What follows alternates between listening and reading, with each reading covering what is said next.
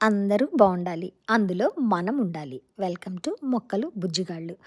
పోయిన నెలలో ఇండియా వెళ్ళినప్పుడు కార్తీక పౌర్ణమి రోజు మా అమ్మమ్మ వాళ్ళ ఊరిలో శివాలయానికి వెళ్ళానండి. ఈ శివాలయము చోళరాజుల కాలం నాటిది అంటారు. అది ఎంతవరకు కరెక్టో తెలీదు.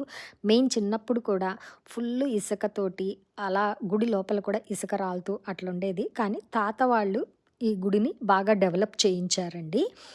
ఈ గుడి ప్రత్యేకత ఏంటంటే ఏటు ఒడ్డునుంటుంది. చిన్నప్పుడైతే మా తాతయ్య, మా అమ్మ వాళ్ళ నాన్నగారు కార్తీక మాసం అంటే ఏట్లో స్నానం చేసి వచ్చి శివయ్యని చూసుకొని అప్పుడు ఇంటికొచ్చేవాళ్ళని అందరూ చెప్తా ఉంటారు. కార్తీక మాసం వచ్చింది అంటేనే మేము ఈ గుడికొచ్చేసి చక్కగా దర్శనం చేసుకొని, ఉసిరిచెట్టుకు పూజ చేసి, అక్కడే భోంచేసి వనభోజనాలని చాలా బాగా ఎంజాయ్ చేసేవాళ్ళమి. ఎవరికైనా అమ్మమ్మ గారి ఊరు, నాయనమ్మ గారి ఊరు అంటే ఎన్నో మధుర జ్ఞాపకాలుంటాయి కదా! మీకు కూడా అలాగే ఏమన్నుంటే షేర్ చేయండి. ఈ స్వామి వారి పేరు శ్రీ పార్వతీ సమేత అమరలింగేశ్వర స్వామండి.